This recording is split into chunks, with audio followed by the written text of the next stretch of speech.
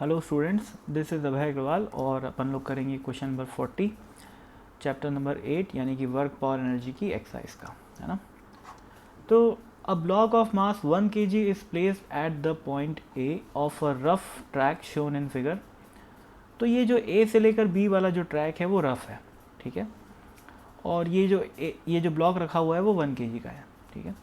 If slightly pushed towards right, इसको थोड़ा सा धक्का मार दिए, है ना, तो क्या करेगा, ये स्लाइड करेगा डाउन द इंक्लाइन फिर अप द इंक्लाइन, ठीक है।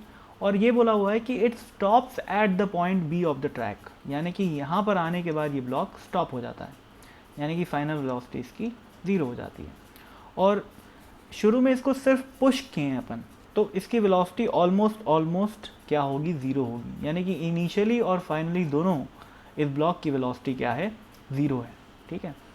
अब पूछा क्या है कि calculate the work done by the frictional force on the block during its transit from A to B.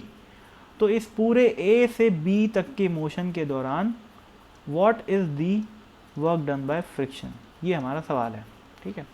तो समझो कि वर्क एनर्जी थ्योरम क्या कहता है। वर्क एनर्जी थ्योरम कहता है कि work done by all the forces is equal to change in kinetic energy, ठीक है भाई। अब काइनेटिक एनर्जी में कोई चेंज आया है क्या, नहीं, क्योंकि फाइनली वेलोसिटी 0 है, इनिशियली वेलोसिटी 0 है, तो फाइनली भी काइनेटिक एनर्जी 0 है और इनिशियली भी काइनेटिक एनर्जी 0 है, तो 0 माइनस 0, तो work done by all forces is what, 0, ठीक है भाई। अब कौन कौन वर्क कर रहा है, सबसे पहले तो भाई कौन कौन सा फोर्स प्रेजेंट है ये देखते हैं। ग्रेविटी प्रेजेंट है, ठीक है, फ्रिक्शन प्रेजेंट है और नॉर्मल रिएक्शन प्रेजेंट है, और इन तीनों का वर्क क्या होना चाहिए, 0। अब नॉर्मल का वर्क 0 आएगा, क्यों 0 आएगा, क्योंकि किसी भी समय किसी भी इंस्टेंट पे नॉर्मल रिएक्शन यहाँ पर लग रहा है, उस समय डिस्प्लेसमेंट है यहाँ पर, तो ये 90 डिग्री के एंगल पे है। यहाँ पर की भी बात करूँ तो नॉर्मल रिएक्शन यहाँ लग रहा है और यहाँ डिस्प्लेसमेंट है, तो 90 डिग्री का वर्क एंगल है। तो नॉर्मल रिएक्शन चाहे कितना भी हो, n1 हो चाहे n2 हो, और किसी भी पोजीशन पे हो, हमेशा डिस्प्लेसमेंट के परपेंडिकुलर है, तो नॉर्मल रिएक्शन का वर्क तो 0 होगा, ठीक है। और वैसे भी सीधी बात है भैया, ट्रैक है तो ट्रैक में मोशन तो टेंजेंट के अलाउंग होगा, और नॉर्मल रिएक्शन तो परपेंडिकुलर टू द टेंजेंट होता है, ठीक है ना भाई, सरफेस के परपेंडिकुलर होता है, तो नॉर्मल रिएक्शन का वर्क इस टाइप के केसेस में हमेशा 0 ही आता है, ठीक है। तो work done by normal reaction 0 हो गया, बचा कौन कौन, वर्क डन बाय ग्रेविटी और work done by friction should be equal to 0। तो work done by friction is what, minus of work done by gravity. अब minus of work done by gravity क्या होता है भाई, ये होता है चेंज इन पोटेंशियल एनर्जी।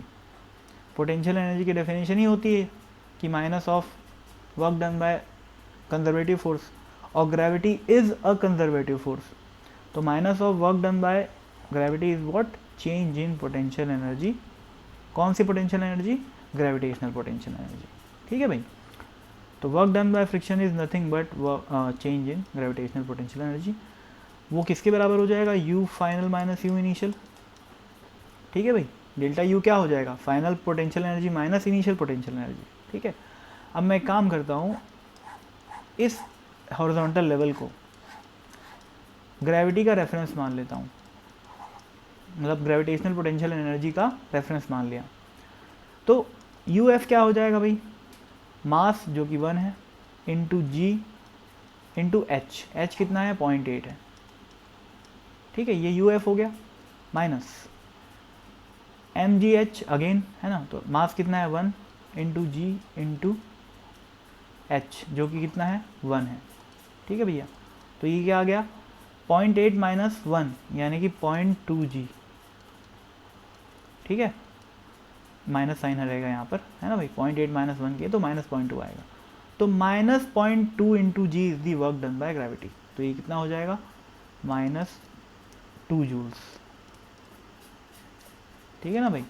तो work done by friction is what, minus 2 joules.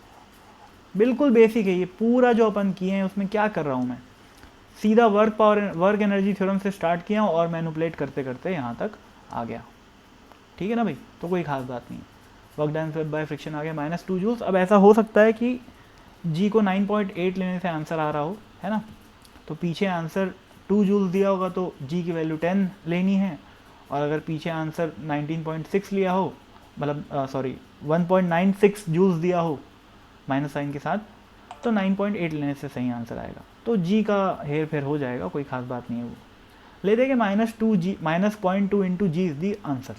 ठीक है, अब जी की वैल्यू 10 लेने से सही आंसर आए या 9.8 लेने से सही आंसर आए, वो कोई खास मैटर नहीं है। अच्छा, work done by friction negative होगा, ये बात क्लियर हो जानी चाहिए, क्योंकि हमेशा डिस्प्लेसमेंट जहाँ हो रहा है उसके अपोजिट डायरेक्शन में फ्रिक्शन लगेगा। ठीक है ना भाई, जैसे सपोज यहाँ पर ब्लॉक है तो डिस्प्लेसमेंट हो रहा है यहाँ पर, है ना भाई, जबकि फ्रिक्शन कहाँ लगेगा, पीछे की तरफ। तो work done by friction negative ही आना था और आया भी है। ठीक है, और इसमें कुछ बताना है क्या? एक चीज़ और समझ लो यार, कि जितना भी फ्रिक्शन वर्क करेगा, ठीक है, वो बेसिकली इस सिस्टम की, इस ब्लॉक की मैकेनिकल एनर्जी को घटाएगा। ठीक है, तो अगर मैं एक लाइन में सॉल्व करना चाहूँ क्वेश्चन को, तो मैं क्या कर सकता हूँ, सुनना, इतना सारा वर्क एनर्जी थ्योरम वगैरह लगाने की ज़रूरत ही नहीं। मैं ये बोल सकता हूँ लैंग्वेज में कि वर्क डन बाय फ्रिक्शन, इतना तो डेफिनेट है कि नेगेटिव आएगा। ठीक है, और फ्रिक्शन बेसिकली कर क्या रहा है भाई, ये 1 मीटर की हाइट से 0.8 मीटर की हाइट में जा रहा है ना, तो फ्रिक्शन का वर्क क्या कर रहा है, बेसिकली इस ब्लॉक की मैकेनिकल एनर्जी को कम कर रहा है। ठीक है ना, तो मैग्नीट्यूड वाइज मैं खाली बात करूं अगर बिना साइन वाइन लेके, तो वर्क डन बाय फ्रिक्शन क्या होना चाहिए, चेंज इन पोटेंशियल एनर्जी के बराबर तो होएगा ही। अगर साइन कन्वेंशन का लफड़ा नहीं लेना है तो WF = डेल्टा यू कर लो। ठीक है, डेल्टा यू साफ सीधी बात है भैया, हाइट में कितना डिफरेंस आया है, 0.2 का, इंटू जी इंटू एच, ये हो गया अपना डेल्टा यू। तो यही क्या होएगा, वर्क डन बाय फ्रिक्शन होगा। ठीक है ना भाई, अब नेगेटिव तो आना ही आना है, तो माइनस साइन लगा दो भाई, एक लाइन में आंसर आ गया। ठीक है, तो ऐसे भी कर सकते हो चाहो तो, बट मैं हमेशा बोलता हूँ ऐसे वाले मेथड्स थोड़े से रिस्की होते हैं, क्योंकि इसके लिए आपको एकदम एक्यूरेट बात बोलनी पड़ेगी, एक्यूरेट लैंग्वेज यूज़ करनी पड़ेगी और एक्यूरेट इक्वेशन बनानी पड़ेगी, जो कि थोड़ा सा स्टूडेंट्स के लेवल पे मुश्किल हो जाता है कई बार। ठीक है, अब हम तो प्रैक्टिस हमारी कई साल से, तो हमसे बन जाता है इस टाइप का, लेकिन आपसे बनता है तो बहुत अच्छी बात है, वरना first method is the best method, और उससे भी अच्छा मेथड ये। ठीक है, खैर बेस्ट के बाद तो क्या ही आएगा, तो खैर जो भी है, आई होप आपको क्वेश्चन समझ में आया हो, और thank you for watching this video and keep watching the videos and keep solving SC Verma. Thank you.